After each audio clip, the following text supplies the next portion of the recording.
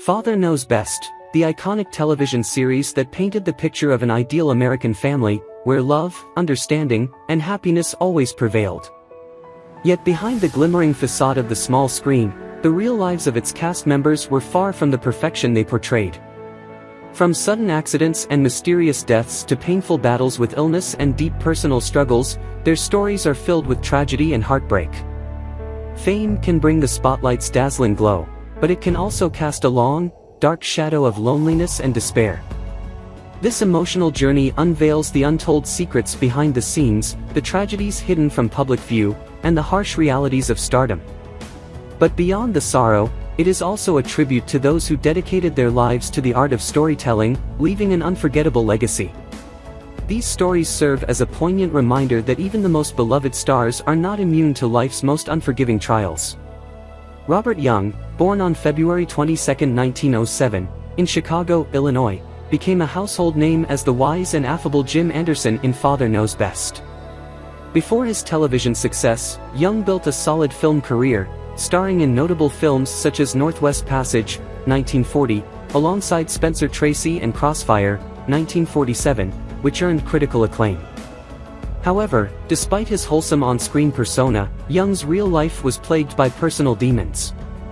Behind closed doors, he suffered from chronic depression and severe alcoholism, struggles that led him to attempt suicide multiple times. His battle with mental health was exacerbated by the pressures of Hollywood and the need to uphold his image as the perfect TV father. Though married to his wife, Betty Henderson, for over 60 years, their relationship endured years of hardship due to his addiction and erratic behavior.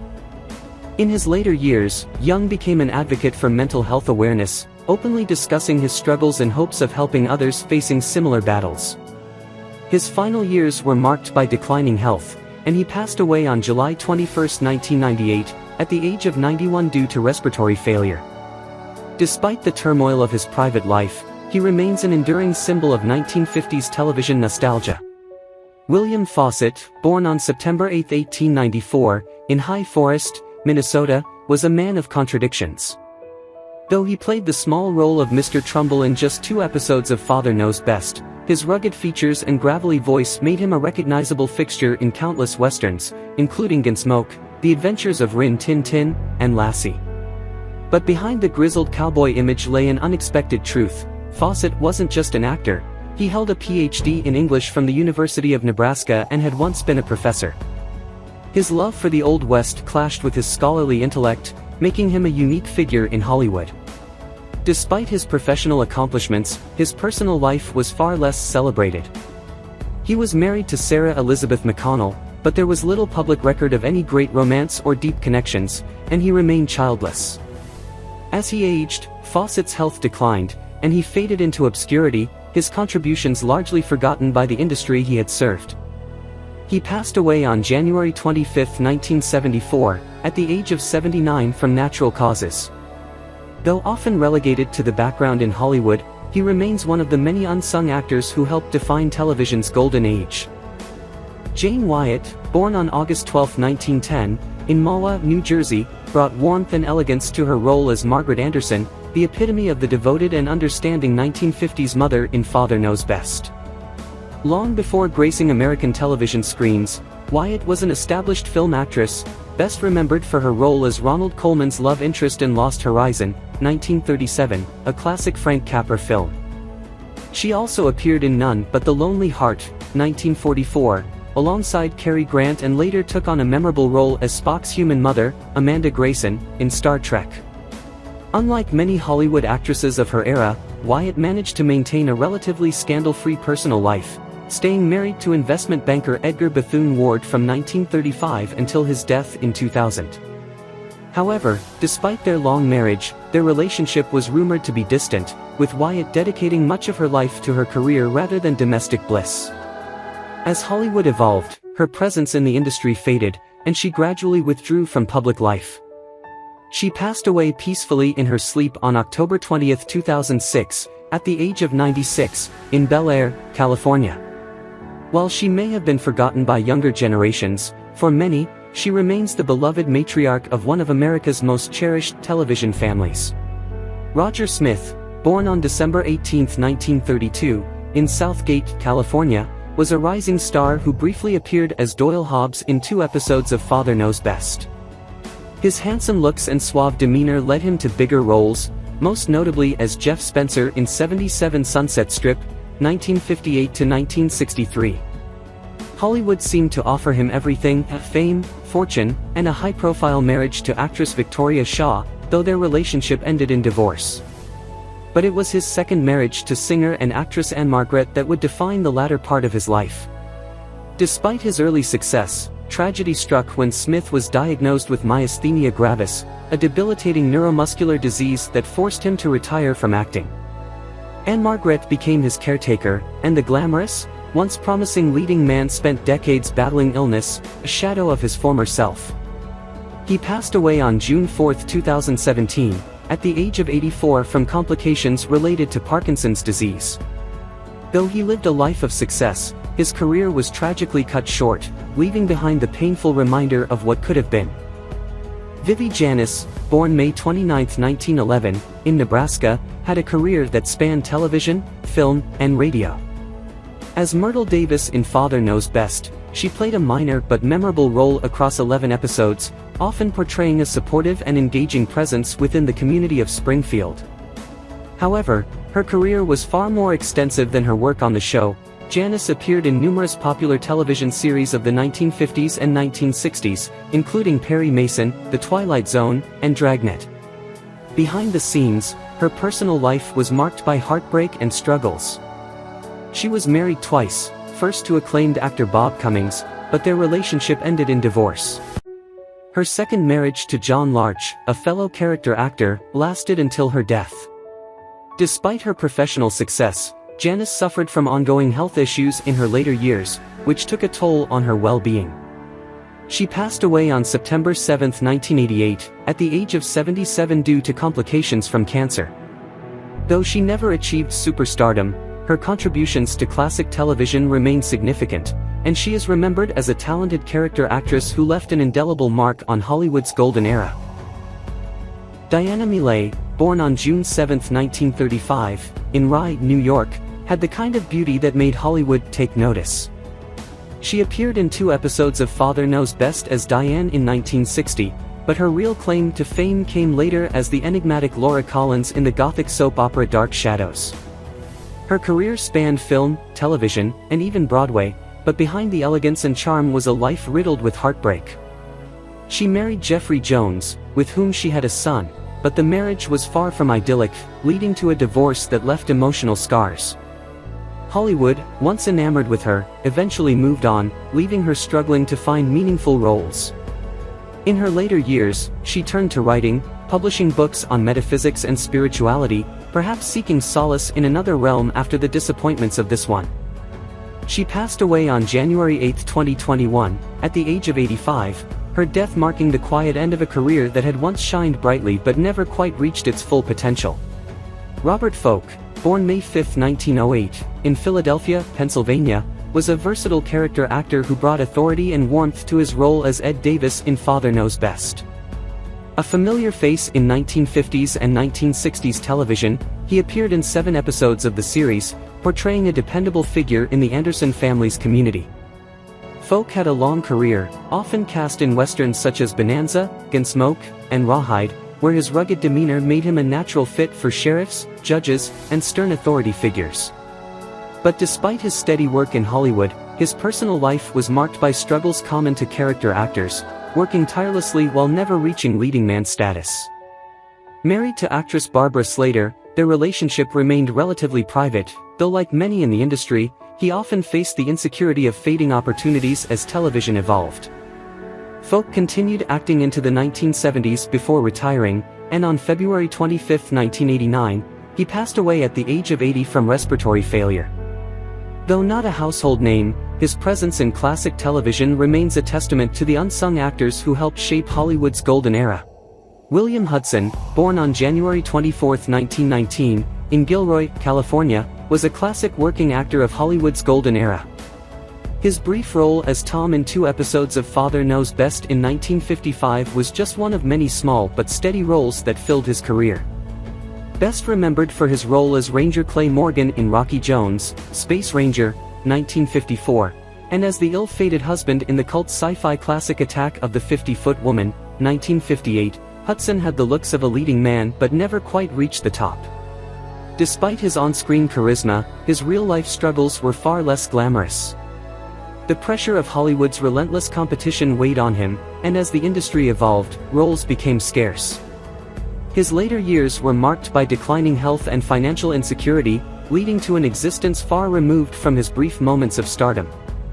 He passed away on April 5, 1974, at the age of 55 from cirrhosis of the liver, a tragic end for an actor who once seemed destined for greater things but ultimately faded into obscurity. Sam Flint, born October 19, 1882, in Gwinnett County, Georgia, led a career that spanned silent films to television, a rare feat in Hollywood's ever-changing landscape. In Father Knows Best, he played Mr. Armstead in 5 episodes, embodying the elder statesman roles he was so well known for. His acting credits were extensive, with hundreds of appearances in films such as The Big Sleep, 1946, and Mr. Smith Goes to Washington, 1939. Flint's life, however, was one of quiet endurance rather than loud scandals. He married actress Ella Etheridge, and while there are no widely publicized accounts of tumultuous relationships or heartbreaks, the reality for many actors of his time was constant uncertainty, never knowing when the next role would come. Flint continued acting well into his 80s, making him one of the industry's longest-working performers. He died on October 17, 1980, just 2 days shy of his 98th birthday. His passing marked the end of an era, as one of the last surviving actors who had witnessed, and contributed to, the vast transformation of Hollywood from silent films to the golden age of television. Claudia Breyer, born on May 18, 1918, in Guymon, Oklahoma, built a long career as a dependable character actress, often cast as schoolteachers, stern mothers, and authority figures, including her single-episode appearance as Miss Woodruff in Father Knows Best in 1956. While never a leading lady, she worked steadily, appearing in films like Psycho 2, 1983, and on television in Bonanza, The Twilight Zone, and Little House on the Prairie. But like many character actors, her name remained unknown to most, her face recognized more than her accomplishments. She was married to actor Paul Breyer, and their life together was one of mutual devotion to the craft, though Hollywood rarely gave them the recognition they deserved. In the end, she lived a long life but spent her final years out of the public eye. She died on June 16, 2011, at the age of 93, a quiet passing for an actress who had been a staple of television for decades but never truly in the spotlight. Harry Hickox, born on October 22, 1910, in Big Spring, Texas, was a character actor whose gruff yet affable demeanor made him a perfect fit for roles like Verg Carlson in Father Knows Best, appearing in 3 episodes between 1955 and 1956. His career extended far beyond the show, as he became a familiar face in both film and television throughout the 1950s and 1960s. One of his most recognizable roles was as the fast-talking salesman in The Music Man, 1962, where he delivered the famous Rock Island opening number. While his professional life seemed steady, his personal life was not without struggles. He was married to Joan Hovis, but like many actors, the constant demands of Hollywood created strain in his relationships. As television roles became scarcer in his later years, Hickox faced the quiet struggle of fading from the public eye, a challenge that weighed heavily on many aging performers of his era. He passed away on June 3, 1994, at the age of 83 in Los Angeles, with his death largely overshadowed by Hollywood's new generation of stars. Eleanor Audley, born on November 19, 1905, in New York City, had a commanding presence that extended far beyond her brief role as the bookstacker in the library in Father Knows Best. A distinguished character actress, she was best known as the voice behind 2 of Disney's most iconic villains, Maleficent in Sleeping Beauty, 1959, and Lady Tremaine in Cinderella, 1950. Her deep, aristocratic voice made her a go-to for portraying formidable matriarchs in films and television, but in reality, her life was filled with hardship. She never married or had children, and much of her later life was spent in relative solitude. Behind the scenes, Audley suffered from a long battle with respiratory illness, which eventually led to her retirement. She spent her final years away from the limelight, her contributions to cinema largely uncelebrated until years after her passing. She died on November 25, 1991, at the age of 86 in North Hollywood, California. Though her name may not be widely known, her chilling, unforgettable performances as Disney's greatest villains continue to haunt and mesmerize audiences. Beverly Long, born April 18, 1933, in Manila, Arkansas, had a brief but notable career in Hollywood, remembered not only for her role as Grace in 3 episodes of Father Knows Best but also for her appearance in the teen cult classic Rebel Without a Cause, 1955, alongside James Dean. Though she had the charm and talent to become a leading lady, Long never reached the superstardom of her contemporaries. The pressures of Hollywood were unrelenting, and as opportunities dwindled, she gradually shifted away from acting, later working behind the scenes in casting. Little is known about the details of her personal life, but the transition from promising young actress to relative obscurity was a painful one, something she shared with many others who had once graced the silver screen. She lived a quiet life in her later years and passed away on May 8, 2014, at the age of 81. Though not a household name, her brief moments in the spotlight remain preserved in the memories of classic film and television fans. Lauren Chapin, born on May 23, 1945, in Los Angeles, California, became America's sweetheart as Kathy "Kitten" Anderson in Father Knows Best, appearing in 201 episodes from 1954 to 1960. But behind the innocent, cherubic face of the beloved youngest Anderson child was a life riddled with heartbreak and turmoil. Her childhood was far from idyllic. Raised in an unstable home with a domineering mother, Chapin was thrust into the industry at a young age, where she quickly became both famous and trapped. When Father Knows Best ended, she found herself typecast and unable to secure meaningful roles. The downward spiral that followed was tragic. She battled drug addiction, endured abusive relationships, and even spent time in jail. Her marriages were marked by instability, leaving her emotionally and financially drained. At her lowest point, she turned to sex work to survive, a heartbreaking contrast to the wholesome image she had once projected on television. Eventually, Chapin found solace in religion and turned her life around, becoming a minister and working to help others struggling with addiction. While she never regained her early Hollywood success, she found redemption in helping those who, like her, had been chewed up and spit out by the industry. Billy Gray, born on January 13, 1938, in Los Angeles, California, was forever known as Bud Anderson, the mischievous yet good-hearted son in Father Knows Best. Like many child stars, he struggled to transition into adult roles, finding himself forever linked to the character he played in 201 episodes. But unlike his on-screen counterpart, Gray's life was anything but picture-perfect. As he grew older, he became increasingly disillusioned with Hollywood, frustrated by an industry that had little use for former child actors. In 1962, he was arrested for marijuana possession, an incident that effectively blacklisted him from major film and television roles. His love life was equally tumultuous, with relationships that often ended in disappointment. Unable to sustain a steady acting career, he turned to his passion for motorcycles, opening a shop and finding some semblance of peace away from the entertainment world. Though he remains critical of the industry that made and discarded him, he continues to embrace his role in television history, albeit with a sense of irony. Now in his 80s, Gray lives a quiet life, having long since abandoned the idea of Hollywood fairy tales. Eleanor Donahue, born on April 19, 1937, in Tacoma, Washington, captured the hearts of audiences as Betty Princess Anderson in Father Knows Best, appearing in 200 episodes from 1954 to 1960. Unlike her on-screen character, the poised and responsible eldest daughter, Donahue's real life was far more complex. The pressures of being a child star weighed heavily on her, and despite her seemingly perfect family on television, she struggled with loneliness and self-doubt. Her personal life was no less turbulent. She married sound man Richard Smith at a young age, but the union quickly dissolved, leaving her a single mother and emotionally adrift. As she tried to rebuild her career, she found herself typecast, struggling to break free from the wholesome image of Betty Anderson.